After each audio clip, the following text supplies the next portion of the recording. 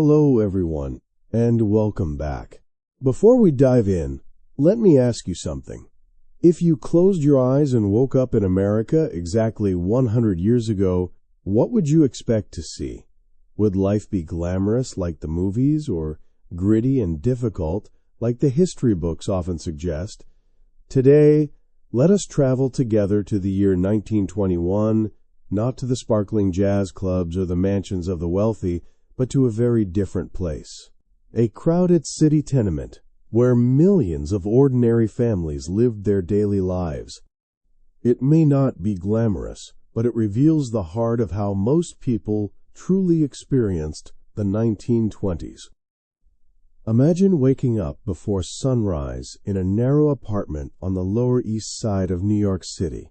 The room you share with your younger brother is so small that your iron bed frame nearly touches the opposite wall. When you pull back the blanket, a wave of cold air hits your skin because the thin walls and drafty windows hardly keep the winter chill out.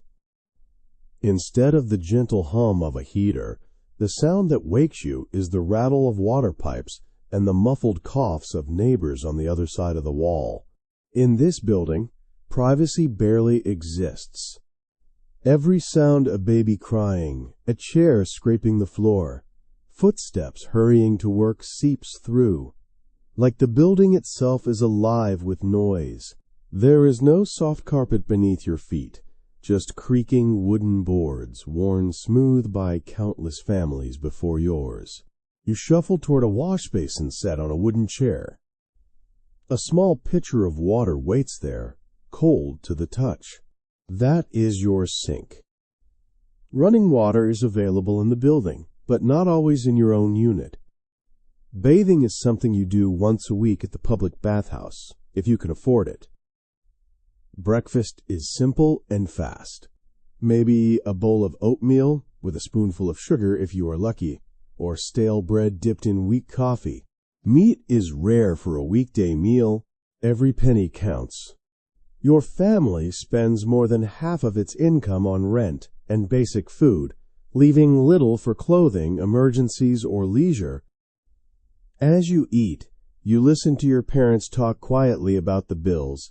Rent is due in 2 days, and the landlord is not known for patience.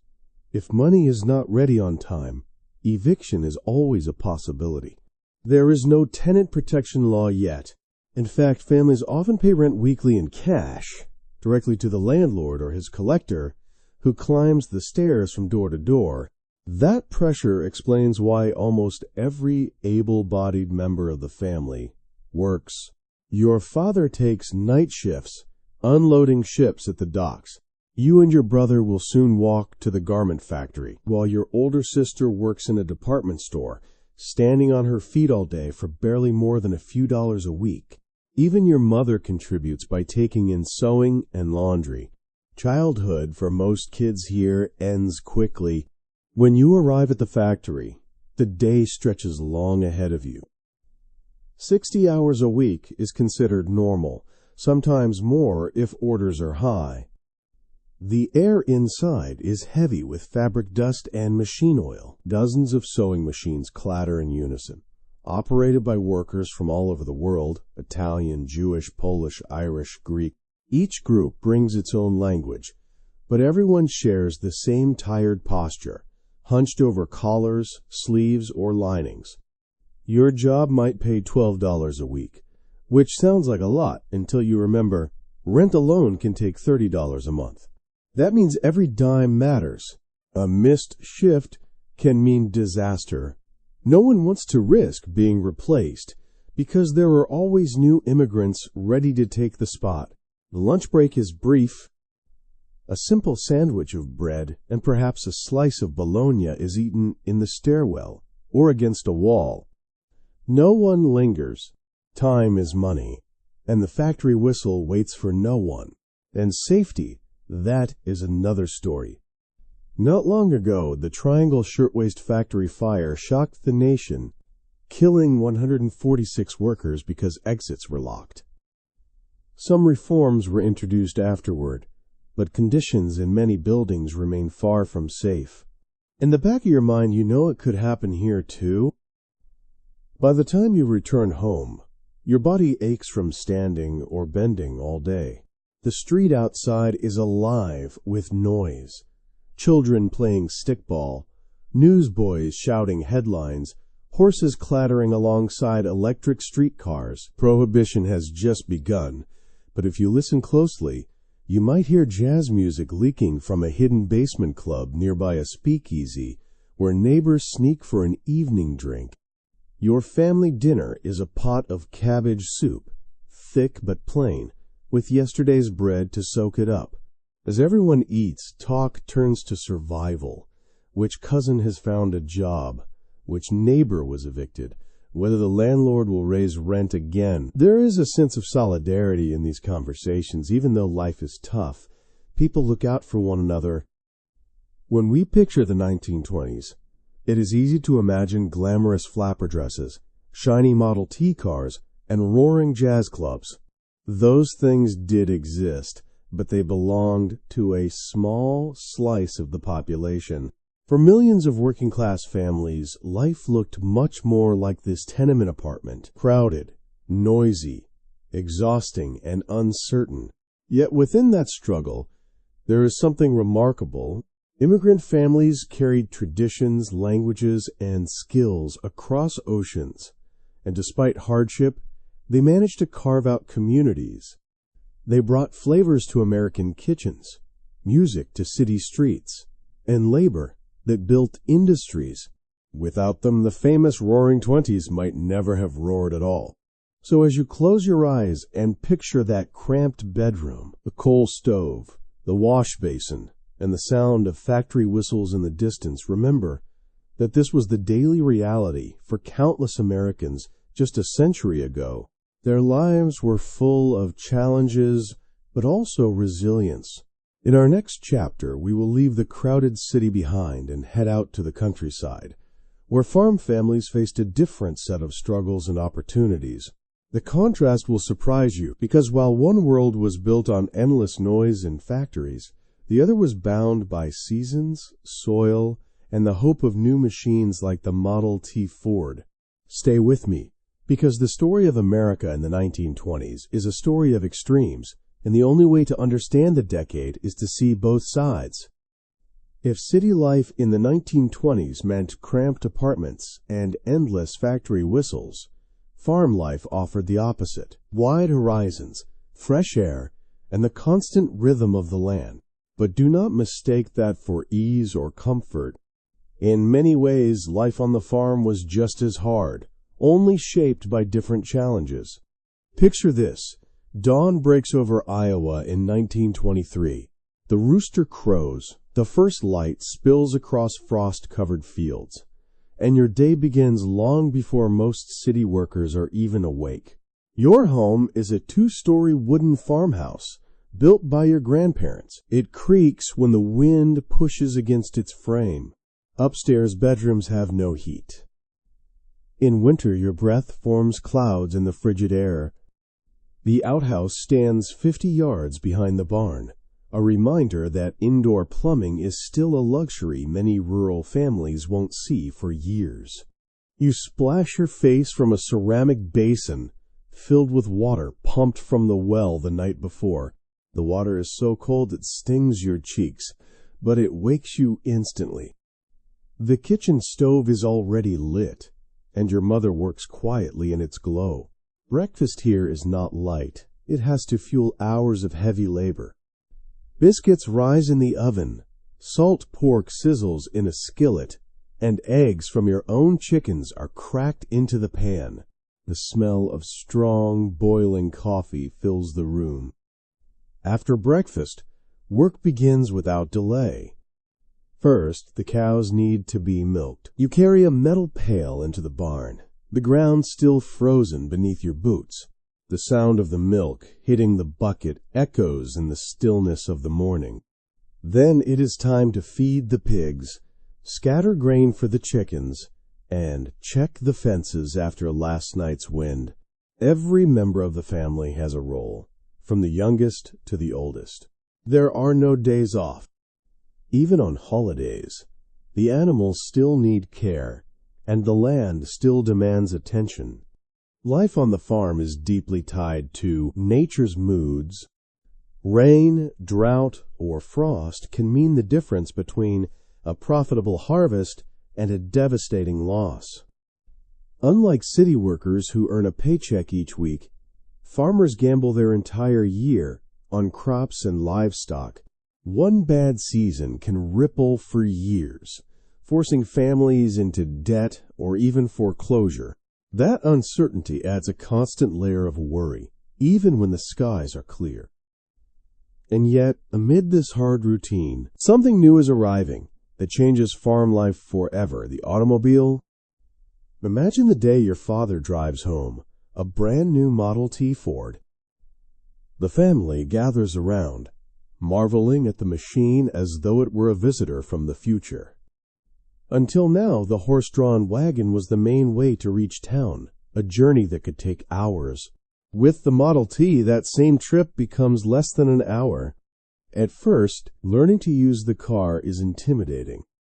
Starting it requires turning a hand crank that can snap back dangerously if you do it wrong. The pedals are unlike anything on modern vehicles, and the gears must be coaxed into place. Early mistakes leave dents on the fender or a tire blown out on a dusty road. But once the car roars to life, it feels like freedom. Suddenly, distant neighbors are no longer isolated, and the county fair or the general store does not seem so far away. The automobile does not just change how farmers travel, it changes how they think.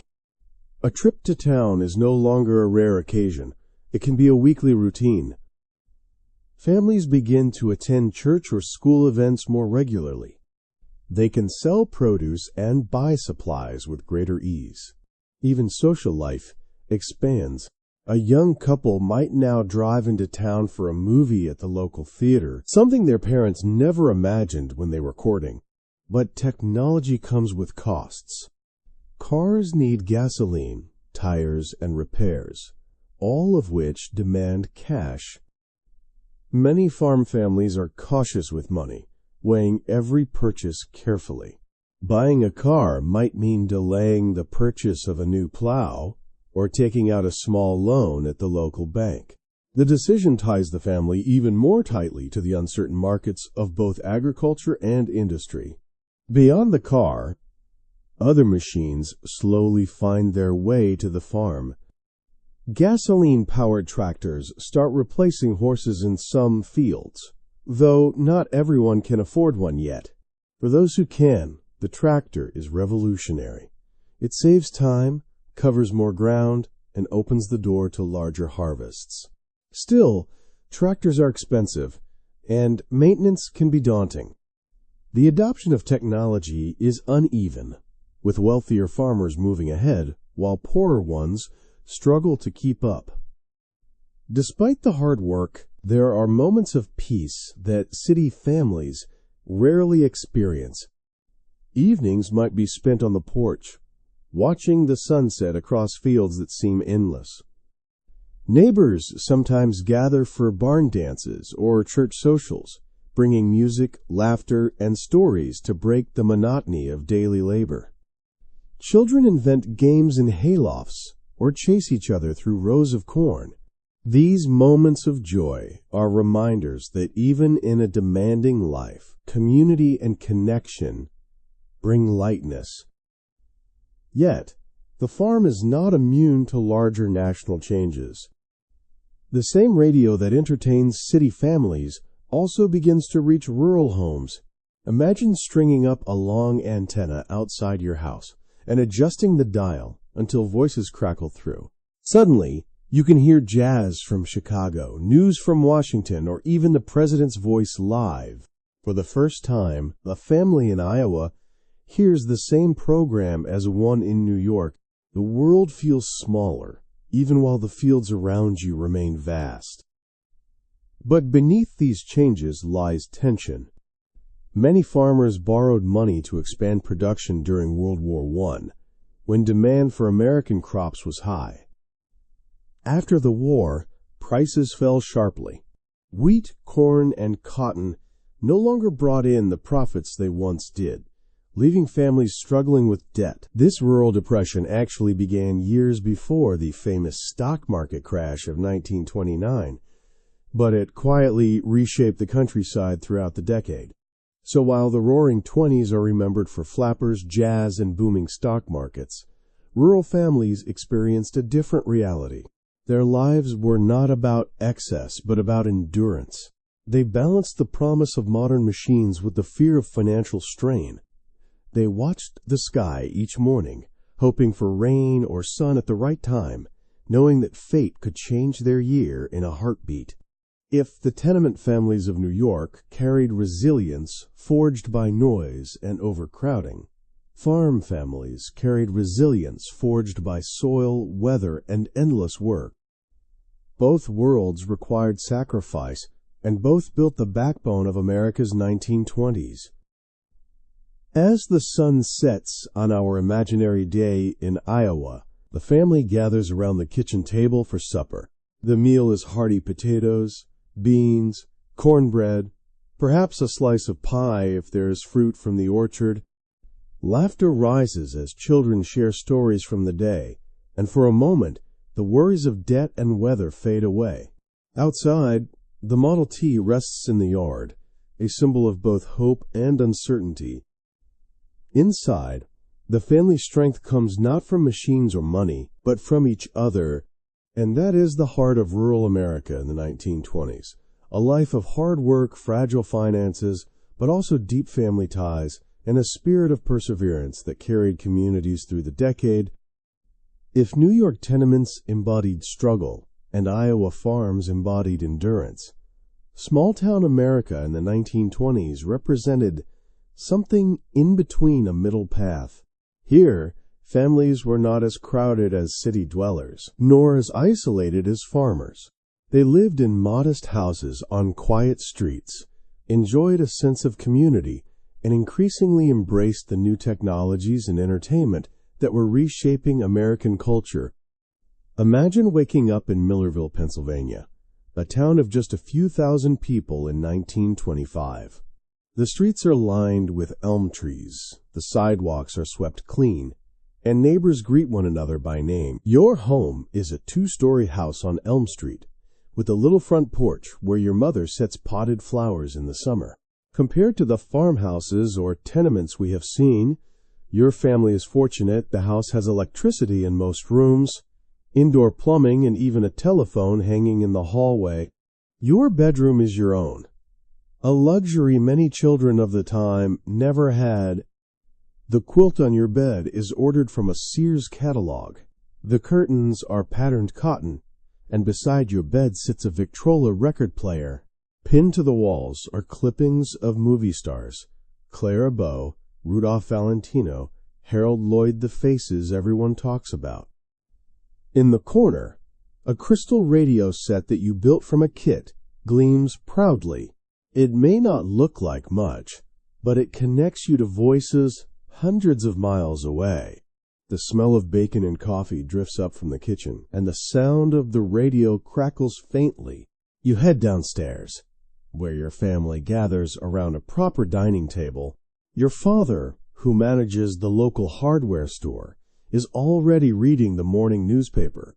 Your mother, unusual for women of her generation, helps with bookkeeping at the store.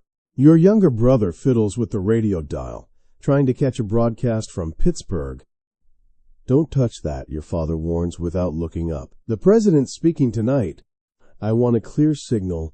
The radio is the pride of your household.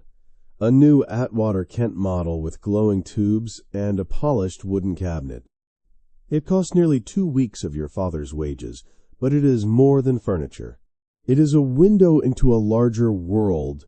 Just a few years ago, most small-town families got newsdays late through newspapers or word of mouth. Now they can hear national broadcasts in real time, from sports matches to political speeches. For the first time, you and your neighbors experience the same events at the same moment as millions of other Americans. Breakfast over, you walk with your brother to run errands before school. The streets are alive with small-town rhythms. Mr. Peterson unlocks the pharmacy. Mrs. Winters sweeps the sidewalk in front of her millinery shop. The postman carries a heavy sack of letters down Main Street. Everyone knows your name, and 3 people greet you before you reach the corner. Small-town life is intimate, comforting if you value community, stifling if you crave privacy. As you pass the Rialto Theater, you see the marquee advertising Harold Lloyd's new comedy, The Freshman. Posters outside show him dangling from a clock face in comic panic. Movies have become the heartbeat of small-town entertainment. Just a few years earlier, the town had only one small, drafty theater. Now it has 2, including the Rialto, with cushioned seats, electric fans, and a dazzling painted ceiling. Going to the movies is no longer a rare treat. It is a weekly ritual for families, couples, and teenagers alike. Movies also fuel a new kind of culture: celebrity worship. In the newsstand window, stacks of Photoplay magazine beckon with glossy photos of Chaplin, Swanson, and Fairbanks. You spend your allowance on an issue, joining millions of Americans who now follow the romances, scandals, and fashions of people they will never meet. For the first time, mass media creates shared cultural reference points. Everyone, from New York to rural Nebraska, laughs at the same jokes and swoons over the same stars. School takes up the middle of your day. But even here, the modern world is creeping in. Instead of a one-room schoolhouse, your town has a consolidated high school with specialized teachers, a small science lab, and even a gymnasium. Education is becoming standardized, preparing students not just for local life, but for participation in a national culture. At recess, you and your friends debate who is funnier, Harold Lloyd or Charlie Chaplin, proving how deeply movies have penetrated teenage conversations. After school, the real social hub awaits: Miller's Drugstore. You and your friends pile into booths at the soda fountain, ordering cherry phosphates and sundaes. A college student home for summer break works behind the counter, dropping a Louis Armstrong record onto the Victrola. Suddenly, the shop fills with the raw, joyful sounds of jazz. A music older generations dismiss as wild and dangerous, but which you and your peers embrace as thrilling and new. Teen culture is being born here. For the first time, young people have music, dances, and fashions distinct from their parents. You and your friend Helen practice the Charleston in the corner, arms swinging and knees kicking to the rhythm. Parents frown, but you laugh, knowing this freedom of movement and style defines your generation. The radio continues to tie the town together. Last week, your classmate Edward bragged that his family bought a new radiola with 6 tubes. He stayed up to hear the Jack Dempsey boxing match live from New York. When he recounted the blow-by-blow the next morning, kids listened with awe. A sporting event once limited to big city spectators now electrifies small-town living rooms. Athletes become celebrities, and America feels smaller, more connected. As evening approaches, you walk home with your father from the hardware store. The display windows show more than tools: electric toasters, radios, and automobile supplies now fill the shelves. Consumer culture is exploding. Advertising urges families to buy appliances they never imagined needing. Radios, vacuums, refrigerators items, once considered luxuries, are now marketed as necessities of modern life. Dinner follows a traditional rhythm, with the whole family gathered around the table. But afterward, instead of reading or sewing by lamplight, you join millions of other families across America in the living room, gathered around the radio. Tonight, President Coolidge delivers a national address. The room falls silent as his voice fills the air, crackling slightly but still astonishingly present. The president himself speaking directly into your home, something unimaginable just a decade earlier. After the speech, you and your brother beg to go to the Rialto for the evening show. Your father relents, and soon you are standing outside the theater, surrounded by a crowd of farmers, shopkeepers, and families, all eager for 2 hours of escape. Inside, the theater dazzles with velvet curtains, painted ceilings, and golden light. A live organist begins to play as the lights dim. First comes a newsreel showing world events: floods in Mississippi, a royal tour in Africa, fashions in Paris. For many in your town, this is their only visual glimpse of the wider world. Then a Felix the Cat cartoon bounces across the screen, bringing laughter from children and adults alike. Finally, the main feature begins, silent but powerful, with exaggerated expressions and stunts that make the audience gasp and cheer in unison. For 2 hours, you are part of something larger, a national community of moviegoers sharing the same story. When the film ends, you walk home under glowing street lamps, your head filled with images, your heart still beating to the rhythm of jazz. Upstairs in your room, you adjust the dial on your crystal radio, listening to faint music drifting in from distant cities. The world feels closer than ever, even from your small town. This is the paradox of small-town life in the 1920s, rooted in tradition, but increasingly connected to a modern, mass-media culture, a world where neighbors still know your name, but movie stars and radio announcers feel just as familiar, a place balanced between local community and national identity. And in these towns, the seeds of modern American culture, celebrity obsession, consumerism, teenage independence, and shared mass entertainment take root and grow. If the crowded tenement revealed struggle, and the rural farm showed endurance, and the small town displayed balance, then the world of the wealthy elite in the 1920s embodied extravagance. These were the people who defined the phrase, the Roaring Twenties. For them, life was not about survival. It was about display, indulgence, and the belief that prosperity had no limits. Imagine driving north along Long Island's Gold Coast in 1926. The sun is setting over manicured lawns, and on both sides of the road rise immense estates with wrought iron gates and marble fountains. Behind those gates stand mansions designed like European palaces, columns, grand staircases, vast gardens, imported straight from Versailles. It is no accident that this setting later inspired The Great Gatsby, because here the American elite lived with a level of luxury that felt almost unreal compared to the rest of the nation. Inside one such mansion, the night has just begun. Servants move silently, lighting chandeliers that sparkle with crystal brilliance. Tables are set with imported silverware and porcelain. A jazz band warms up in the corner, their instruments gleaming under the electric lights.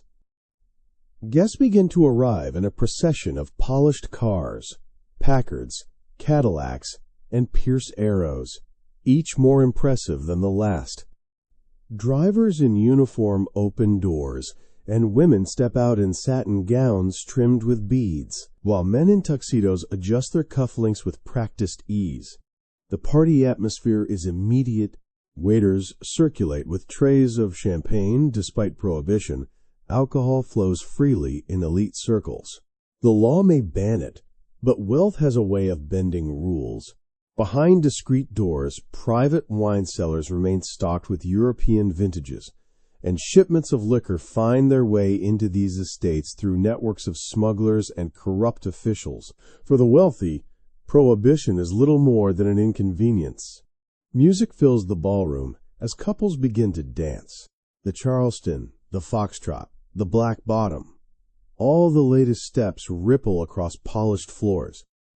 A woman's beaded dress catches the light with each swing of her hips, and laughter rings out louder than the trumpets. For many guests, these parties are not just entertainment. They are opportunities to make deals, cement alliances, and show off wealth in a social competition that never ends. Who has the finest orchestra, the tallest ballroom ceiling, the most daring new automobile? In this world, appearances matter as much as fortunes. But it is not only parties that define elite life. By day, the wealthy pursue new amusements. Private clubs host tennis matches and golf tournaments, sports that become symbols of sophistication. Yachts line the coasts, ready for weekend cruises to Newport or Palm Beach. Horse racing and polo provide spectacle for those who can afford both the horses and the time. For elite families, leisure itself becomes a mark of class, the ability to spend hours on recreation while others toil in factories or fields. Their homes reflect the same philosophy. Interiors are furnished with imported rugs, grand pianos, and oil paintings. Kitchens have the latest appliances, while bathrooms gleam with marble. Servants, cooks, maids, chauffeurs, gardeners keep everything running smoothly, allowing owners to focus on enjoyment rather than labor. Children attend private academies and European tours where they learn French, piano, and the art of sophistication. For them, the world feels limitless. Yet, beneath the glamour, something deeper is happening: speculation. Many elite fortunes in the 1920s are not built just on inherited wealth, but on stock markets, real estate, and booming industries. The decade is a playground for investors. Buying stocks on margin, borrowing money to invest becomes common, and profits seem unstoppable. Newspapers print headlines about record highs, and everyone in the elite world seems certain that prosperity is permanent. This confidence fuels extravagance. Why worry about tomorrow when fortunes are multiplying today? This attitude creates a cultural gap wider than ever before. While working-class families count pennies for bread, the elites spend thousands on pearls, diamonds, and imported cars. Newspapers feed the contrast, with society pages covering every gala, wedding, and charity ball in breathless detail. Photographs of glamorous women in fur stoles and glittering gowns circulate nationwide, shaping the dreams of those who will never attend such events. The elite become both admired and resented, symbols of aspiration, but also targets of frustration. One striking symbol of elite life is the rise of Palm Beach and Miami as playgrounds for the rich. In the 1920s, Florida undergoes a real estate boom, with luxurious hotels and seaside mansions sprouting along the coast. Wealthy northerners flock south in winter, trading snow for sun. Lavish resorts host endless parties, beach picnics, and polo matches, while land speculation pushes prices higher and higher. For a moment, Florida feels like the future, until hurricanes and financial reality slow the frenzy. Another mark of elite influence is philanthropy. Wealthy families establish foundations, sponsor museums, and fund universities. Sometimes this generosity springs from genuine vision. Other times it is a way to polish reputations. Regardless, elite money shapes culture, from art galleries filled with European masters to theaters where symphonies play. Their tastes, good or bad, ripple outward into the nation's cultural fabric. But we should not be fooled into thinking elite life is entirely carefree. Behind the glamour, scandals simmer. Affairs, betrayals, and whispered rumors fuel gossip columns. Business empires rise and collapse, fortunes shift overnight, and legal troubles sometimes pierce the gilded surface. The pressure to maintain appearances is constant. A bad investment, a scandalous divorce, or a failed enterprise can exile a family from high society as quickly as wealth once admitted them. Still, For most of the decade, the illusion holds. America's wealthy elite seem untouchable, insulated from hardship and glowing in endless prosperity. When the rest of the country talks about the Roaring Twenties, they are often picturing this world, glittering parties, fast cars, daring fashions, and jazz echoing into the night. It is a world of confidence, sometimes arrogance, built on the belief that nothing could ever go wrong. Of course, we know with hindsight that this confidence is fragile. By the decade's end, the very speculation that fuels elite excess will help trigger the crash of 1929. But in the mid-1920s, no one at these parties imagines such a collapse. The champagne is cold, the music is loud, and the night feels endless. So as you picture the Gold Coast mansions, the chandeliers, the dance floors, and the endless laughter, remember this was only one version of America in the 1920s. It dazzled the nation, but it was far removed from the crowded tenement, the struggling farm, or the modest small town. The elite lived in another world entirely, one that seemed both inspiring and alien to ordinary families. And yet, the story of the 1920s cannot be told without them. For better or worse, their extravagance set the tone for a decade that still captivates our imagination today. While the wealthy elite danced beneath chandeliers and the middle class gathered around radios, another force was reshaping America in the 1920s: Prohibition. In theory, it was a grand social experiment, a constitutional amendment banning the production, sale, and transport of alcohol. Reformers believed it would solve poverty, end crime, and strengthen families. Instead, it created a thriving underground culture of secret bars, organized crime, and rebellion that defined the decade as much as jazz and flappers. Picture yourself walking down a quiet city street in Chicago in 1924. The shops are closed, the sidewalks nearly empty, but you notice a narrow door with no sign. A man in a fedora leans casually against the wall. When you whisper the right password, he nods and lets you in. Inside, the world transforms. Jazz bursts from a trumpet, women laugh with cocktails in hand, and the air smells of cigarette smoke and gin. You have just stepped into a speakeasy, one of thousands, hidden across America. These secret bars operated in basements, back rooms, and abandoned warehouses. Some were glamorous, with velvet curtains, chandeliers, and marble bars. Others were shabby, with mismatched chairs and peeling paint. But all shared the same spirit: defiance. Customers ranged from working-class laborers sneaking in for a cheap beer to society ladies sipping martinis in satin dresses. Even politicians and policemen, who were supposed to enforce the law, often became regulars themselves. Prohibition had begun in 1920, with the passage of the 18th Amendment and the Volstead Act. Supporters, many from religious and rural communities, believed banning alcohol would reduce domestic violence, improve health, and create a more moral society. For a moment, the plans seemed to work. Alcohol consumption did drop in the early years, and reformers celebrated. But Americans had a stubborn streak. They did not want to give up their beer, whiskey, or wine. Instead of disappearing, alcohol simply went underground. The demand created opportunity, and organized crime seized it.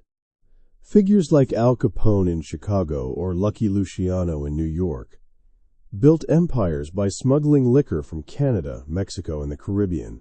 They bribed police officers, judges, and politicians to look the other way. Trucks carrying crates of whiskey roared down country roads at night. Speedboats smuggled rum along the coasts. Hidden breweries operated in abandoned barns, and bathtub gin became a household phrase. Crime, ironically, flourished under a law meant to reduce it. Gang wars erupted in major cities as rival groups fought for control of lucrative territories. The most infamous incident was the St. Valentine's Day Massacre of 1929, when Capone's men gunned down 7 rivals in broad daylight. Newspapers splashed the photos across front pages, shocking the nation and proving that Prohibition's unintended consequences were spiraling out of control. Yet, for many ordinary Americans, Prohibition was less about gangsters and more about adventure. Visiting a speakeasy felt like stepping into another world, risky, glamorous, and exciting. Jazz bands provided the soundtrack, their music wild and improvisational, perfectly matching the atmosphere of rebellion. Young women, the so-called flappers, embraced short skirts, bobbed hair, and cocktails, defying older generations' expectations. Men loosened their ties, played cards, and drank bootleg whiskey that burned going down but still lifted spirits. In cities, speakeasies multiplied rapidly. New York alone may have had as many as 30,000 hidden bars by the mid-1920s. In smaller towns, the local speakeasy might operate in the back of a grocery store or above a barber shop. Some required secret knocks. Others relied on police payoffs. Everyone seemed to know where to go, even if officially no one admitted it. This underground culture even reshaped fashion and entertainment. Cocktail dresses were designed for movement and dance. Bartenders became innovators, mixing strong bootleg liquor with fruit juices and syrups to mask its harsh taste, giving birth to many classic cocktails still popular today. Jazz musicians, often from African American communities, found steady work in speakeasies, helping spread the music nationwide. These clubs became spaces of cultural mixing, where people of different backgrounds gathered in ways society outside often discouraged. Meanwhile, the federal government struggled to enforce the law. The Prohibition Bureau was underfunded and undermanned, facing widespread corruption. Coastlines were too long to patrol, and cities too crowded to control. Agents raided breweries and bars, smashing barrels with axes, but for every location shut down, 2 more opened the next week. Enforcement became a game of cat and mouse, one that the authorities seemed destined to lose. For rural and conservative communities, this urban nightlife symbolized decline and immorality. Preachers thundered from pulpits about sin and corruption. Newspapers debated whether the nation's soul was being lost. But in the cities, the excitement was undeniable. For many young Americans, drinking in a speakeasy was not just about alcohol. It was about freedom, rebellion, and modern identity. By the mid-1920s, cracks in Prohibition's promise were clear. Arrests for drunkenness actually rose, crime families grew richer than ever, and public respect for the law collapsed. When lawmakers themselves were caught drinking at parties, ordinary citizens saw hypocrisy. Slowly, support for the ban eroded. Still, the cultural mark remained. The image of a smoky speakeasy, filled with jazz, laughter, and hidden bottles, became one of the defining symbols of the decade. It revealed a contradiction at the heart of the 1920s. America was a nation that preached morality by day, but danced in defiance by night. Looking back, Prohibition teaches a powerful lesson about unintended consequences. What was meant to uplift society instead fueled corruption, violence, and inequality. Yet, it also helped shape a new culture of nightlife, music, and fashion that still echoes today. As we leave the speakeasy, stepping back into the quiet city street, the laughter and trumpet notes fading behind us, we see America in transition, a country wrestling with its values, laws, and desires. Prohibition was supposed to end temptation, but instead it revealed just how deeply people crave freedom, even when it means breaking the rules. Step out of the speakeasy and walk just a few blocks deeper into the city, and you will find yourself in a different kind of world. The immigrant neighborhoods. In New York, it might be Little Italy, or the Jewish Lower East Side. In Chicago, the Polish District, or Greek Town. In San Francisco, Chinatown. These neighborhoods were crowded, noisy, and sometimes poor, but they were also rich in tradition, color, and resilience. They reveal another side of the 1920s, the lives of millions of newcomers who carried old world cultures into a new world landscape. Imagine standing on Mulberry Street in New York's Little Italy on a Saturday afternoon. The smell of garlic and tomato sauce drifts from tenement kitchens. Children chase one another between push carts, loaded with fresh bread, fruit, and fish. Old men sit on stoops, speaking rapid Italian, while women hang laundry between buildings on long lines that crisscross above the street like flags. The air is alive with music, a street accordionist plays, and a crowd gathers to sing along. Life here is hard. Many families live in small apartments, with several relatives under one roof. Jobs are tough to find, and when they are found, they often pay the lowest wages. Factories, construction sites, and sweatshops are filled with immigrant laborers who work long hours in dangerous conditions. Discrimination is common. Signs that read, "No Irish need apply," or "English only" appear in shop windows and job postings. Some landlords refuse to rent to certain ethnic groups. Even children face teasing in school for their accents or customs. Yet, despite these hardships, immigrant communities thrive in ways that surprise outsiders. They build networks of support, where neighbors help one another with money, food, or childcare. Churches, synagogues, and temples become anchors of daily life, offering both spiritual comfort and practical aid. Mutual aid societies emerge, small organizations that provide loans, health care, or burial assistance when the government offers little safety net. Culture is everywhere. Italians celebrate the Feast of San Gennaro with parades, food, and fireworks that light up the night. Jewish families prepare challah bread and matzo ball soup for Sabbath dinners. Polish communities host festivals with folk dances and colorful costumes. Each neighborhood brings a piece of the old country into the new, transforming American cities into mosaics of languages, smells, and traditions. Food especially becomes a bridge between worlds. In the 1920s, many dishes we now think of as quintessentially American pizza, bagels, hot dogs, pierogi, were still considered ethnic foods, eaten mainly in immigrant neighborhoods. Slowly, they spread outward, carried by curiosity and taste. A New Yorker who tasted spaghetti in Little Italy might bring the memory home, helping Italian food become mainstream. Over time, America's dining table widened. Thanks to these communities, music too travels. African-American jazz, born in New Orleans, finds new audiences in immigrant clubs and dance halls. Irish fiddles mix with American folk. Eastern European melodies influence early klezmer bands, whose clarinets and violins echo through crowded streets.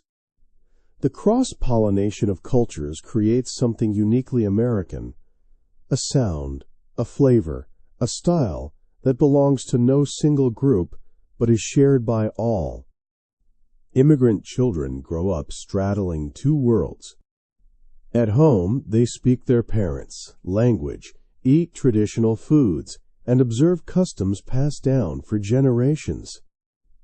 At school, they learn English, memorize American history, and pledge allegiance to the flag. Many feel torn between preserving heritage and fitting into the broader society. This tension shapes an entire generation, producing young people who are bilingual, adaptable, and ambitious. For parents, the sacrifices are immense. They often work exhausting hours so their children can attend school, hoping the next generation will find better opportunities. Stories abound of mothers sewing late into the night, or fathers taking extra shifts at the docks so their children might become teachers, doctors, or shop owners.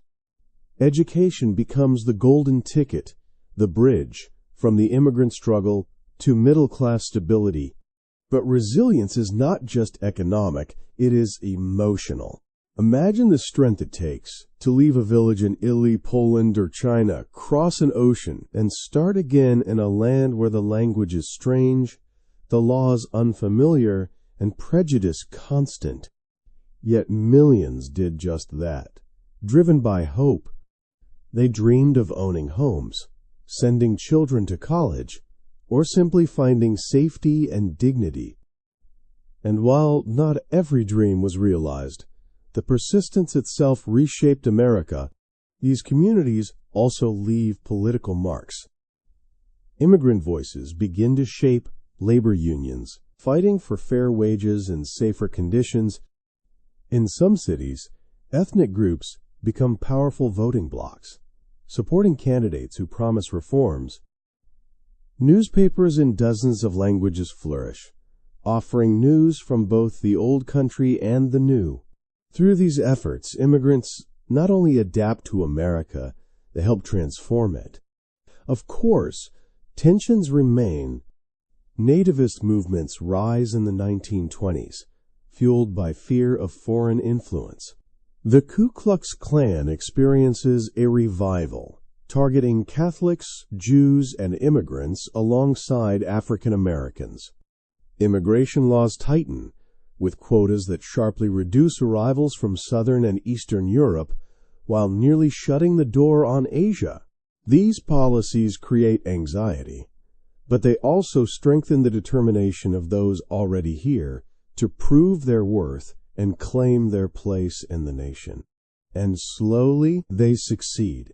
By the decade's end, children of immigrants are entering universities, opening businesses, and even stepping into politics. The neighborhoods that once seemed foreign become iconic parts of American identity.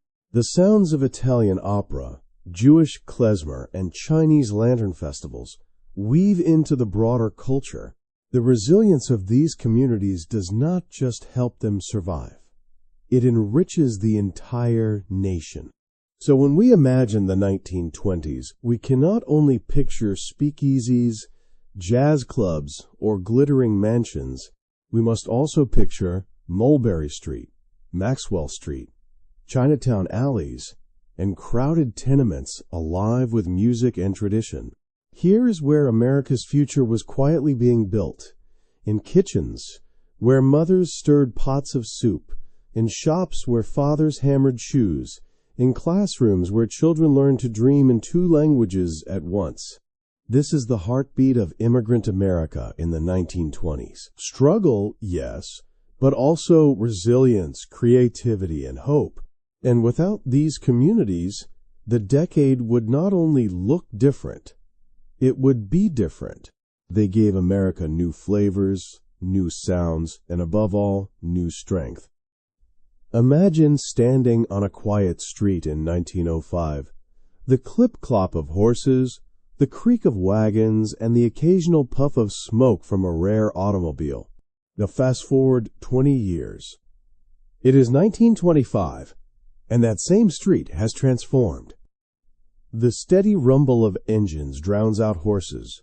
Roads are wider, dustier, and lined with gas stations, repair shops, and diners. Children no longer chase after wagons. They stare in awe at gleaming cars. The automobile has arrived, and it is changing everything. The star of this revolution is the Ford Model T. Introduced in 1908, it becomes the defining machine of the 1920s, thanks to Henry Ford's assembly line, which makes it affordable for ordinary Americans. By the mid-1920s, a Model T costs under $300 within reach of middle-class families. For the first time, mobility is not just for the rich. It is for shopkeepers, farmers, and factory workers too. Picture a family in Ohio, 1923. After years of saving, they proudly drive home their first Model T. It is black, boxy, and rattles over bumps, but it feels like freedom.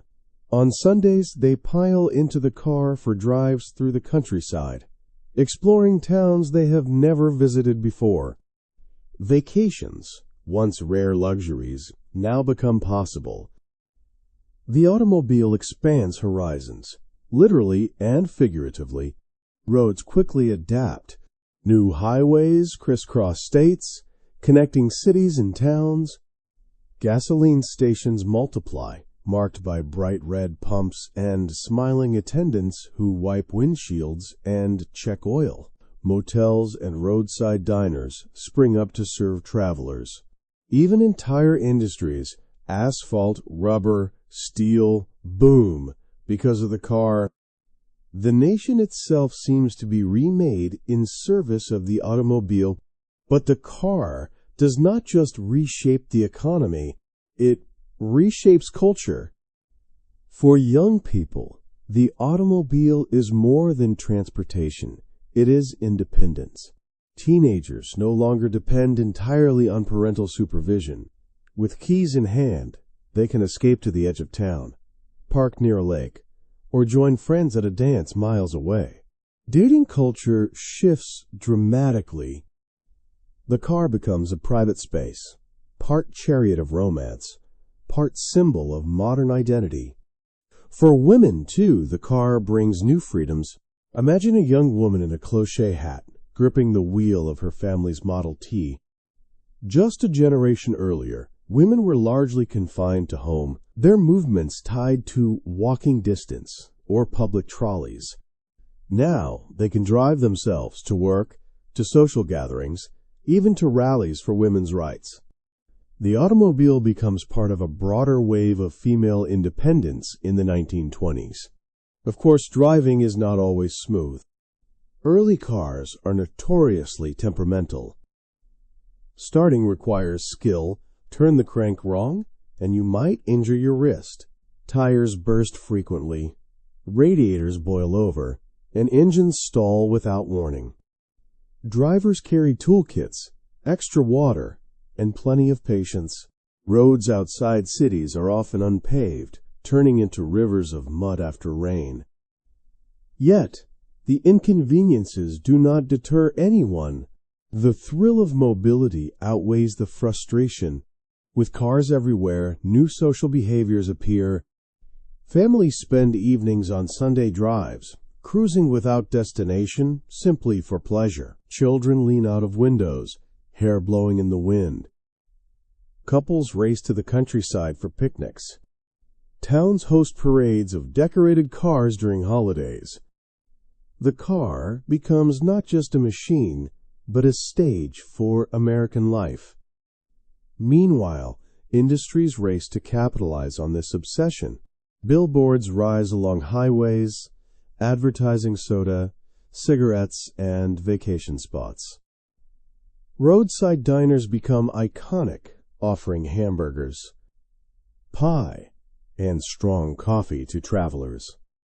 Tourist cabins, the ancestors of motels, appear for families who want affordable places to rest during long trips. America develops a roadside culture that will only grow in decades to come. The automobile also fuels the growth of suburbs. No longer bound to live near factories or offices, families can move farther out, where land is cheaper and houses have more space. Commuting by car becomes practical. Suburban neighborhoods sprout outside cities, filled with tidy lawns and garages. For many middle-class families, this shift promises a healthier, quieter life, while still connected to urban opportunities. But the car brings challenges too. Traffic accidents rise sharply. Inexperienced drivers, poor roads, and lack of rules make for dangerous conditions.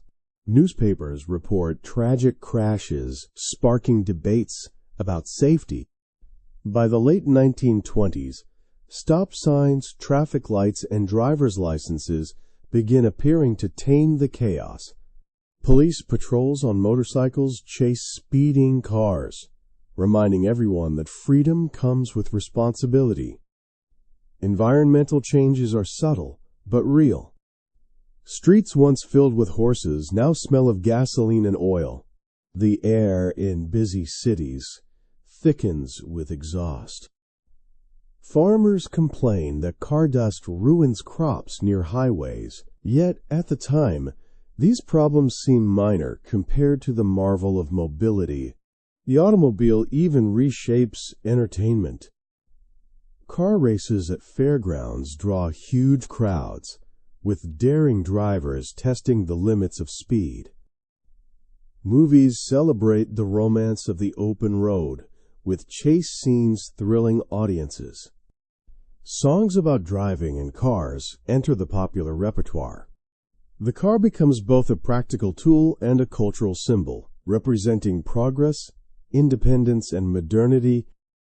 Not everyone, of course, welcomes the change. Older generations lament the loss of quiet streets.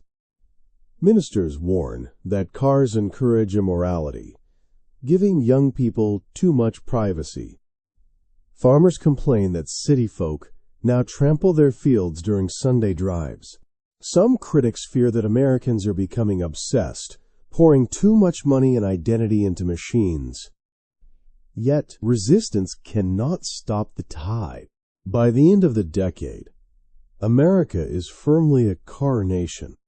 Ford has produced more than 15 million Model Ts. General Motors rises with flashy models in different colors, offering choices beyond Ford's any color so long as it is black. Competition sparks style, comfort, and innovation. The automobile is no longer just a tool, it is a lifestyle. Imagine driving at dusk in 1928, headlights cutting through the dark as you follow a winding country road. The family sings along to a song, the wind carries the smell of hayfields, and the sense of freedom is almost overwhelming. For ordinary Americans, the car redefines possibility. Distances shrink, horizons expand, and the nation itself feels more connected. The automobile of the 1920s is not just a machine of steel and rubber. It is a symbol of transformation. It represents the leap from old ways into a modern, mobile America. It carries families to vacations, couples to romance, and workers to jobs.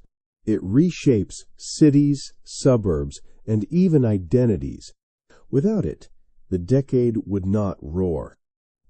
So when we think of the 1920s, we must not only picture jazz bands and flappers, but also the steady hum of engines on dusty roads, the laughter of families on Sunday drives, and the sight of a Model T rattling proudly toward the horizon. In that sound and movement lies the heartbeat of modern America. By the mid-1920s, America was no longer just moving faster on wheels. It was also becoming more connected through the invisible power of mass media.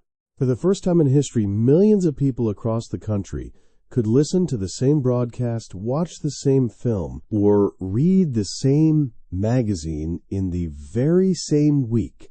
This was the birth of a national culture, and it transformed daily life as much as the automobile. Imagine gathering in your living room in 1924. The lamps glow softly, the family settles into chairs, and at the center of the room sits a polished wooden radio set. When your father adjusts the dial, static crackles, and then suddenly a voice emerges, clear and immediate. It might be a preacher from Chicago, a jazz band in New Orleans, or a baseball game broadcast live from New York. For a family in Kansas, this feels like magic. Radio spreads quickly. In 1922, fewer than 100,000 households owned sets. By 1930, more than 10 million do. Stations multiply rapidly, broadcasting music, news, comedy shows, and advertisements. For rural families, radio becomes a lifeline to the outside world, shrinking distances that once felt immense. For city dwellers, it is a new form of entertainment that brings friends and neighbors together. Children lean close to hear bedtime stories. Teenagers gather to dance when swing bands play live. Parents listen to weather reports, political speeches, or sermons. On election nights, families huddle in excitement, hearing results announced in real time instead of waiting for the morning paper. The radio collapses time and distance, creating a sense of unity that had never existed before. At the same time, the movie industry explodes. Silent films had already captivated audiences in the 1910s, but the 1920s make cinema the central entertainment of American life. Towns large and small build theaters, many designed as opulent movie palaces, with velvet seats, chandeliers, and painted ceilings. For a nickel, anyone, rich or poor, can step into a dream world for 2 hours. Every week, millions flock to theaters. Comedies with Charlie Chaplin, Harold Lloyd, and Buster Keaton bring laughter. Romantic dramas with Rudolph Valentino make audiences swoon. Swashbuckling adventures starring Douglas Fairbanks dazzle with stunts and sword fights. And in 1927, everything changes with The Jazz Singer, the first feature-length film with synchronized sound. Audiences gasp when Al Jolson speaks on screen, "You ain't heard nothin' yet." Overnight, silent films begin to fade, and talkies usher in a new era. Movies do not just entertain, they influence fashion, speech, and even dreams. Women cut their hair into bobs to mimic Clara Bow, the it girl. Men slick back their hair like Valentino. Young couples copy the dances they see on screen. Hollywood becomes not just a place, but a symbol, the factory where modern myths are made. Print media expands too. Glossy magazines like Saturday Evening Post, Ladies, Home Journal, and Photoplay fill newsstands. They bring colorful illustrations, short stories by famous authors, advice columns, and celebrity gossip. For many Americans, magazines are a window into a world larger than their own, offering recipes, fashion tips, and national debates alongside local news. Advertising grows in power through these pages. Companies realize they can sell not just products but lifestyles. A soap ad promises beauty. A cigarette ad promises sophistication. A car ad promises freedom. These glossy images set new standards of desire and aspiration, influencing how Americans think about themselves and what they should own. What is remarkable about mass media in the 1920s is how it creates shared experiences. Before, a farmer in Iowa, a clerk in Boston, and a factory worker in Detroit might live in separate worlds. Now, they laugh at the same Chaplin gag, hum the same jazz tune from the radio, or wear a tie advertised in the same magazine. Radio, movies, and print weave Americans together into a single cultural fabric. Even language begins to shift, as slang spreads through radio shows and films. Phrases like the cat's pajamas or the bee's knees leap from screen to street. Children imitate their favorite characters. Adults debate the latest scandals. Culture becomes national, not just local. For young people, this new media world is electrifying. Teenagers form their own identities around what they hear and see. They dance to jazz records, practice movie star poses in mirrors, and cut out magazine clippings to paste in scrapbooks. Suddenly, youth culture is visible, vocal, and distinct from their parents' world. Parents worry, of course. They complain that movies are corrupting morals, that radio distracts from homework, that jazz is too wild. Ministers preach against Hollywood's excesses. Politicians debate censorship, yet the tide is unstoppable. The younger generation embraces mass media as their own language, a way to connect, to dream, and to rebel. Behind it all lies advertising, which expands dramatically during this decade. Companies sponsor radio programs, insert ads into movies, and fill magazines with glossy promises. They sell toothpaste with the invented term halitosis to create fear of bad breath. They sell soap by linking cleanliness to romance. They sell cars as symbols of success, not just transportation. Advertising turns consumption into identity, a pattern that defines modern America. Of course, not everyone benefits equally. Radios cost money, and movie tickets, though cheap, still strain the poorest families. Illiteracy keeps magazines out of some hands. Rural areas sometimes struggle with weak radio signals. Still, the reach of mass media is unprecedented. Even those who do not own a radio might gather at a neighbor's house to listen, or hear news retold in barbershops and churches. And while mass media creates unity, it also spreads stereotypes. Films portray narrow visions of beauty and success. Radio programs often exclude minority voices. Magazines emphasize consumerism over community. The media of the 1920s is powerful, but it is also imperfect, shaping culture in ways both inspiring and limiting.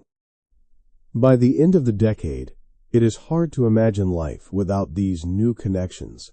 Radio is the heartbeat of the home. Movies are the nation's great escape. Magazines define trends and debates. Together, they transform America from a patchwork of local cultures into a nation with shared symbols, dreams, and stories. So as we picture the 1920s, we must see not only the cars on dusty roads, or the jazz and speakeasies, but also the glowing radios in living rooms, the dazzling movie palaces on Main Street, and the magazines that spread new fashions across every corner of the country. In the hum of static, the flicker of film, and the glossy pages of print, America was learning to dream together. By the late 1920s, the hum of the radio, the glow of the movie screen, and the rhythm of jazz were not just reshaping American culture in general, they were shaping a brand new identity for young people. For the first time in history, teenagers and young adults began to see themselves as a distinct generation, with their own fashions, music, and attitudes. This was the rise of youth culture, and it startled their parents as much as it thrilled themselves.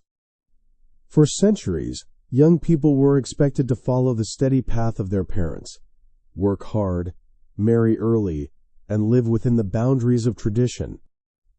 But the 1920s shook that pattern. A booming economy, new technologies, and changing social values gave young people more freedom. They no longer wanted to simply imitate their parents. They wanted to define themselves. In cities, this shift was obvious. Imagine a teenage girl in 1925 standing before her mirror. Instead of long Victorian dresses, she slips into a straight, knee-length frock, her hair cut into a sharp bob. She darkens her lips with rouge, fastens a string of beads around her neck, and admires her new look. This is the flapper, a symbol of youth rebellion. Flappers smoke cigarettes, dance the Charleston, and laugh loudly in public. All behaviors considered shocking by older generations. For young men, the changes are just as visible. They slick their hair with pomade, wear narrow suits, and copy the moves of movie stars. Instead of spending evenings under parental watch, they take their dates out in automobiles, escaping to soda fountains, dance halls, or even speakeasies. Independence is no longer a distant dream. It is a lived reality. The heartbeat of this youth culture is jazz. Born in African American communities in New Orleans, jazz spreads northward to Chicago, New York, and beyond, carried by musicians like Louis Armstrong and Duke Ellington. Its syncopated rhythms and improvisational style mirror the restless energy of young people. Picture a crowded dance hall in 1926. The floor vibrates with stomping feet as trumpets blare and clarinets wail. Young couples throw themselves into the Charleston, arms swinging and knees kicking in wild, joyful abandon. Sweat and laughter fill the air. Outside, ministers and moral reformers denounce jazz as sinful, but inside, the music is irresistible. Records and radio spread these sounds far beyond city clubs. Teenagers in small towns order phonograph records by mail, practicing the foxtrot in barns or attics. For them, jazz is not just music. It is identity, a soundtrack of rebellion against stillness, silence, and the heavy expectations of the past. Youth culture also takes shape in schools and colleges. More young people than ever attend high school during the 1920s, and universities expand as well. These campuses become laboratories of modernity, where students read new literature, debate social ideas, and join fraternities or sororities. Sports culture thrives too, with football games drawing crowds that roar almost as loudly as jazz halls. College life becomes another arena where young people separate themselves from parents, building rituals, slang, and friendships of their own. The automobile accelerates this independence. Cars become rolling symbols of youth freedom, offering private spaces away from home.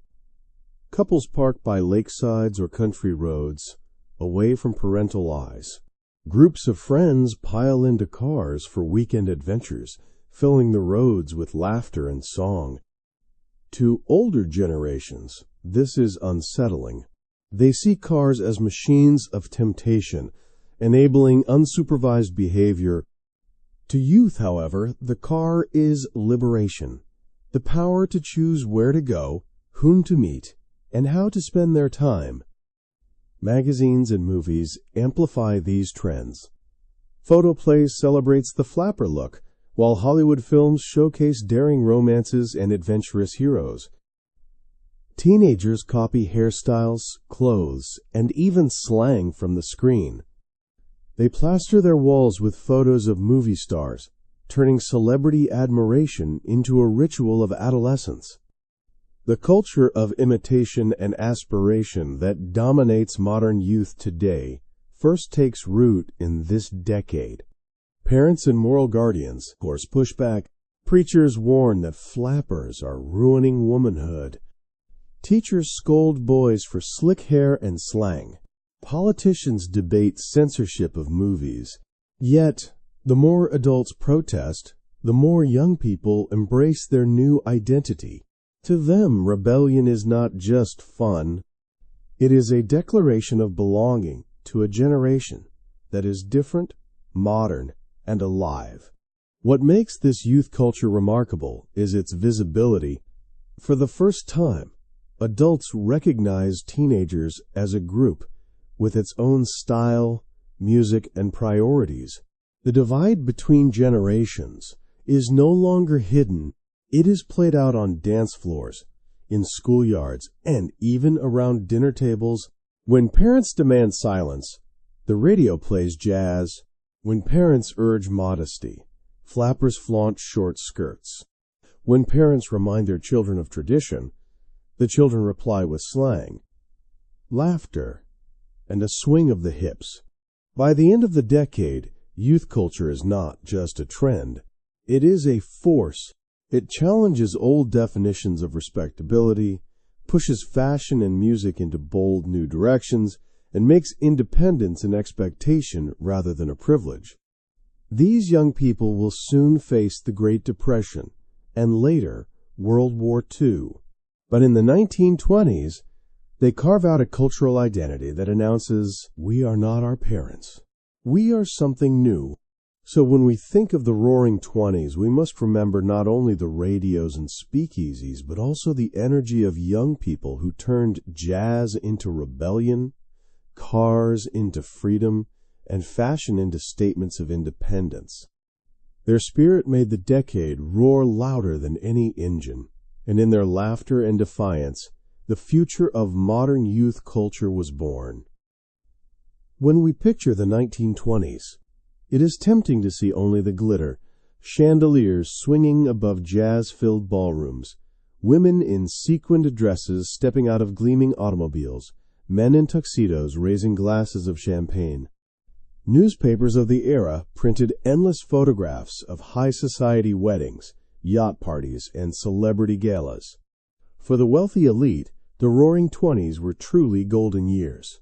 But for millions of other Americans, life looked nothing like this. The same decade that sparkled with wealth for some was shadowed by struggle for others.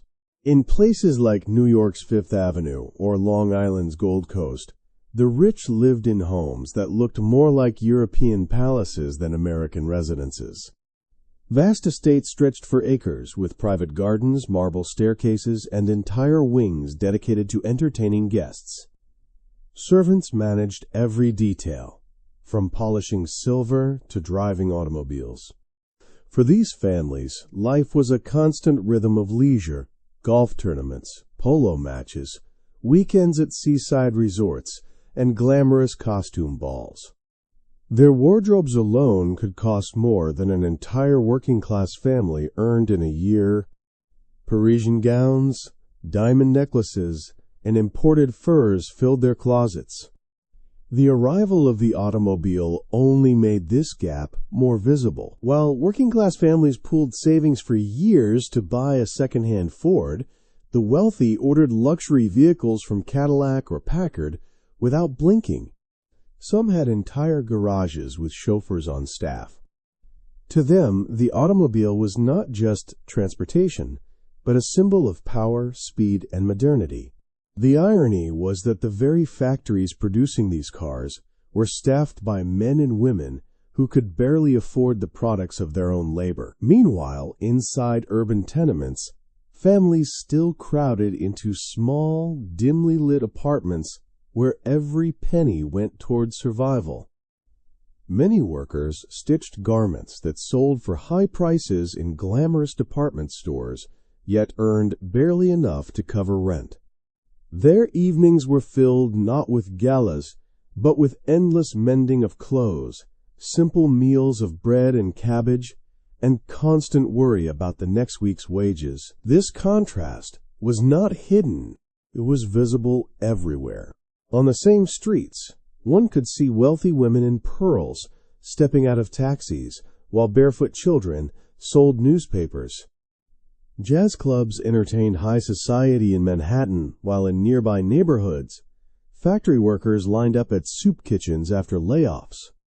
This duality defined the decade, dazzling luxury standing side by side with unrelenting hardship. One famous example of extravagance was the world of the socialites. Women like Gloria Vanderbilt or the fictional Daisy Buchanan in The Great Gatsby. They attended balls where orchestras played until dawn, where champagne flowed despite prohibition, and where entire gardens were lit with electric lights at a time when many rural homes had no electricity at all. The glitter of these parties made headlines, but they also highlighted how unevenly prosperity was distributed. At the same time, newspapers began covering the rise of millionaires made overnight through the stock market. Investing became a new obsession for the wealthy and middle class alike. For those at the top, speculation was a game with high stakes, but little risk losses could be absorbed by family fortunes. For working families who tried their luck in the market, a downturn could mean total ruin. This imbalance in risk mirrored the imbalance in lifestyle. Beyond the mansions and country clubs, millions of Americans were trapped in cycles of long working hours, poor housing, and little hope of escape. In rural areas, farmers who did not own modern equipment struggled against falling crop prices. A single bad harvest could undo years of hard work. In cities, labor unions fought for shorter hours and better pay, but victories came slowly, and strikes were often met with violence. The press sometimes portrayed the wealthy as symbols of American success, but others criticized them as being out of touch. The phrase "the rich get richer" became common in political debates, even as average families worked 60 hours a week to put food on the table. The elite displayed wealth more openly than ever before. Charity balls raised money for hospitals or schools, but the expenses of the events themselves often exceeded the donations collected. This tension between appearance and reality created an undercurrent of unease beneath the surface glamour of the decade. Yet we should not view this divide only in numbers and images. Real stories make the contrast vivid. Imagine a factory worker in New York finishing a 12-hour shift, hands raw from sewing shirts, then walking past the glowing windows of Fifth Avenue shops where those shirts sold for more than his weekly pay. Or think of a farm family in Iowa, eating simple cornbread for supper, reading in a dim kitchen lit by kerosene, while newspapers featured photographs of glittering society dinners in Chicago and New York. These stories remind us that the 1920s were not just about flappers and jazz, but about inequality and resilience. At the same time, it is important to note that some of the wealthy did invest in progress. They funded libraries, universities, and museums. Philanthropy became a fashionable way to display moral responsibility. Still, the scale of inequality was vast. By the decade's end, the top 1% of Americans controlled nearly 40% of the nation's wealth. This imbalance created fragility in the economy when the crash came in 1929. Both rich and poor would feel the shock, but those already living on the edge had no cushion to soften the blow. Looking back, the Roaring Twenties teach us more than just the allure of jazz and fashion. They show us how quickly societies can become divided between those who live in comfort and those who fight daily for survival. They reveal the importance of balance between wealth and fairness, between freedom and responsibility. The glamorous stories of parties and penthouses are entertaining, but they must be understood alongside the stories of factory shifts, crowded apartments, and rural hardships. Only by seeing both sides can we understand what life truly looked like 100 years ago. In the end, the contrast between elite wealth and everyday struggle in the 1920s is not just history, it is a reminder. Prosperity without fairness creates cracks in the foundation of any society. The Roaring Twenties roared for some, but for many others they were years of endurance and survival. And when the music stopped at the decade's end, it was clear that inequality had not just shaped the 1920s, it had set the stage for the challenges of the Great Depression that followed. It is impossible to talk about life in the 1920s without mentioning the great transportation revolution that reshaped America from coast to coast. 100 years ago, the nation was suddenly on the move in ways never seen before, and that mobility did more than change how people traveled. It changed how they thought, worked, dreamed, and connected. Automobiles, trains, and even the first commercial airplanes rewired the very map of daily life. The story begins with Henry Ford's Model T, the car that put America on wheels. Before its arrival, horses and carriages dominated rural areas, while in cities people relied heavily on streetcars or simply walking. But the affordability of the Model T, thanks to Ford's assembly line production, turned ownership of a car from a luxury of the few into a possibility for millions of families. Farmers who once made only one trip a month into town suddenly found they could travel every week. Teenagers discovered new freedoms, driving out of parental sight for the first time. Families could visit relatives, attend dances, or even sell goods in distant markets. The car shrank distances and expanded opportunities at the same time. But cars did more than change personal lives. They transformed the landscape. Towns that had once revolved around railroad stations saw new businesses spring up along roadsides. Gas stations, auto repair shops, roadside diners, and eventually motels became part of a brand new commercial ecosystem. If you were a traveler on Route 66 in 1928, you might stop at a small filling station where the owner also sold sandwiches, repaired tires, and rented cabins. These humble beginnings grew into the roadside America that still defines long-distance travel today. Cars also changed the rhythm of farming communities. Instead of being isolated by miles of dirt roads, families could attend church or school events more regularly. A farmer could drive to town, buy parts for machinery, and be back by afternoon, something that once required losing an entire day. Yet the freedom of cars came with challenges. Early vehicles were fragile, prone to flat tires and mechanical failures. Rural roads were often muddy tracks that trapped wheels after storms. Families traveling across states had to carry extra tires, water cans, tools, and even ropes in case the car broke down. Long trips often turned into adventures filled with delays, breakdowns, and help from strangers along the road. Still, even with these obstacles, the sense of independence was intoxicating. Beyond cars, trains remained the backbone of long-distance travel. The 1920s were the golden age of luxury rail service, and none was more famous than the 20th Century Limited. Boarding this train in New York meant stepping into a rolling palace. Passengers walked a literal red carpet, the origin of the phrase red carpet treatment, and once aboard, they could visit dining cars with gourmet meals, lounge cars with writing desks and barbers, and sleeping compartments that folded cleverly from day to night. The punctuality of these trains was legendary. To ride the 20th Century Limited was not just about getting to Chicago quickly. It was about being seen as a person of status. For ordinary Americans, coach travel by train was less glamorous but still essential. It connected small towns to big cities, moved farm produce to markets, and carried workers to opportunities far from home. The train tracks acted like veins and arteries in the national body, carrying not just people but also information, goods, and culture.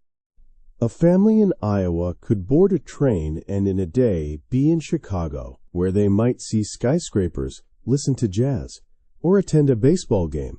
These journeys shaped how Americans imagined themselves, not just as members of a small town or a farm community, but as part of a vast and interconnected nation.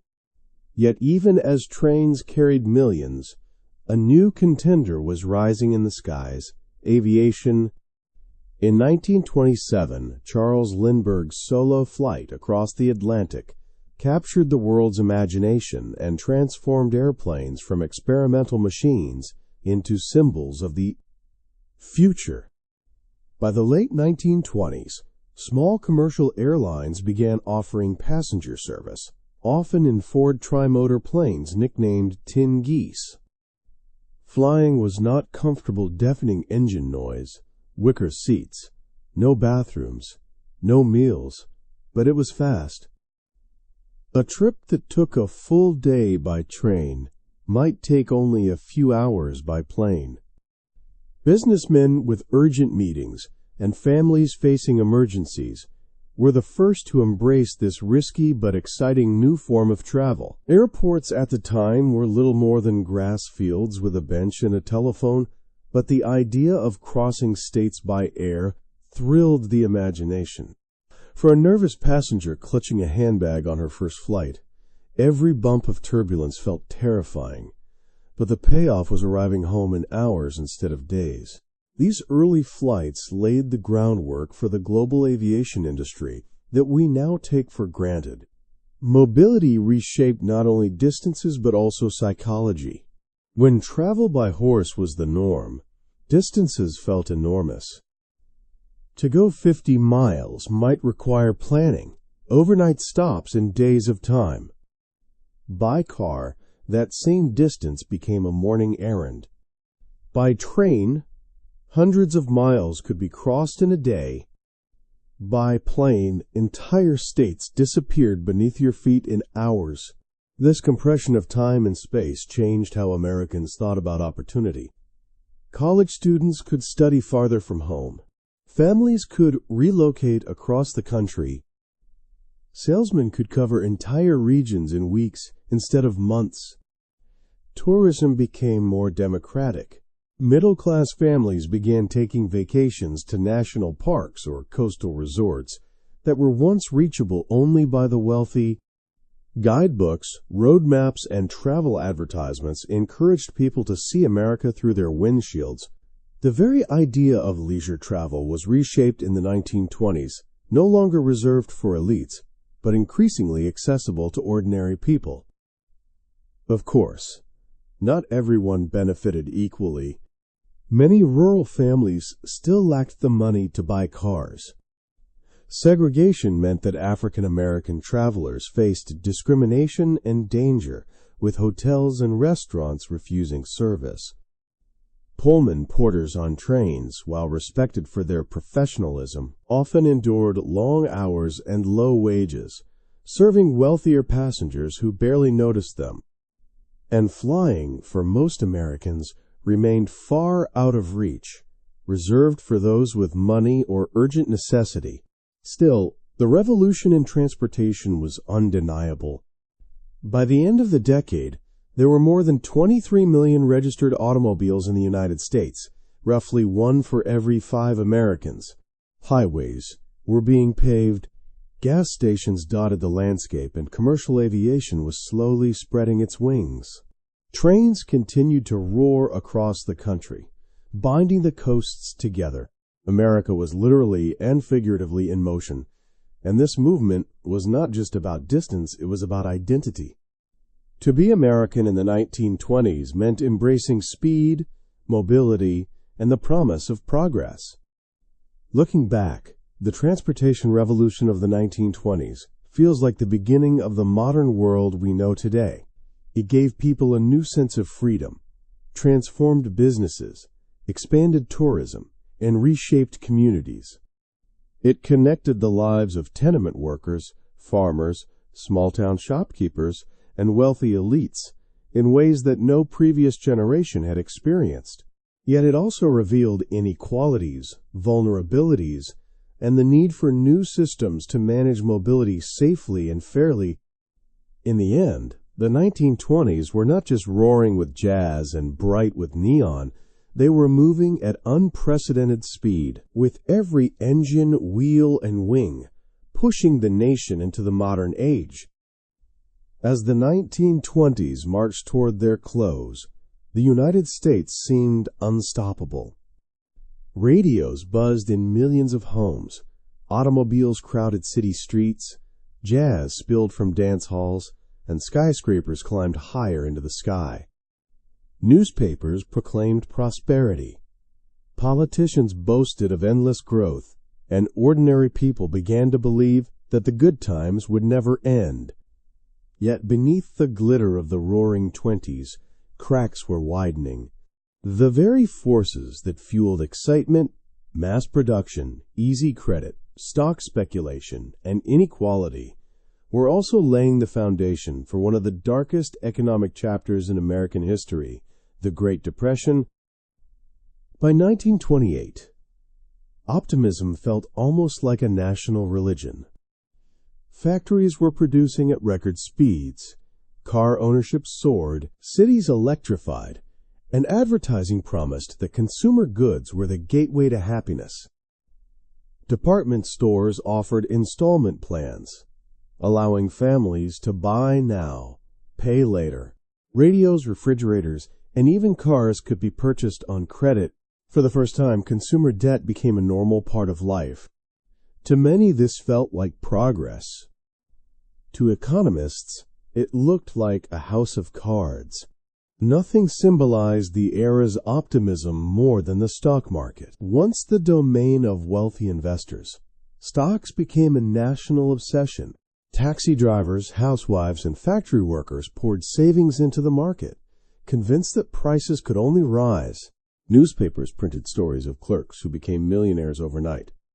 Brokers encouraged buying on margin, where investors could borrow money to purchase stocks. This practice allowed people to control large amounts of stock with only a small down payment, but it also meant that if prices dropped, debts would swallow them whole. On Wall Street, the frenzy was palpable. Brokers' offices overflowed with crowds watching ticker tape machines spit out endless strings of rising numbers. Conversations in cafes, barbershops, and churches drifted towards stock tips. It seemed that everyone wanted a piece of the action. Yet behind the rising numbers, speculation, not stability, was driving much of the growth. While cities buzzed with wealth, large parts of America were struggling in silence. Farmers who had expanded production during World War I to feed Europe now faced collapsing crop prices in the 1920s. Tractors and machines increased output, but overproduction drove prices so low that many farmers could not cover debts. Foreclosures spread across the Midwest and South, and families abandoned farms that had been in their names for generations. Industrial workers, too, lived precariously. Though wages rose slightly, they did not keep pace with profits. Factory jobs remained grueling and unstable, and a layoff could plunge a family into poverty overnight. In tenement neighborhoods, children still worked to help support households. Even as magazines celebrated the luxury of the elite, the gap between rich and poor widened to historic levels. By the decade's end, the wealthiest 1% of Americans controlled nearly 2/5 of the nation's assets. There were whispers of danger, even amid the excitement. Economists warned that stock prices were inflated far beyond real company earnings. Banks grew nervous about the volume of loans tied up in speculation. Journalists pointed to growing unemployment in rural areas, yet such voices were drowned out by the roar of optimism. To question prosperity was to sound unpatriotic, even foolish. Most Americans kept dancing to the music, convinced the party would last forever. Then, in October 1929, the illusion shattered. On October 24th, known as Black Thursday, stock prices tumbled. Panic spread as margin calls forced investors to sell. Crowds gathered outside the New York Stock Exchange, their faces pale with fear. Banks tried to reassure the public, but by October 29th, Black Tuesday, the market collapsed completely. Billions of dollars in paper wealth vanished within hours. Families who had staked life savings on stocks saw them reduced to nothing. The same newspapers that once celebrated easy fortunes now carried headlines of ruin. At first, many believed the downturn would be temporary, just another correction in an otherwise booming economy. But as months passed, the consequences deepened. Banks that had overextended themselves failed. Factories cut production. Farmers, already desperate, watched prices fall even further. Unemployment soared. Lines formed outside soup kitchens.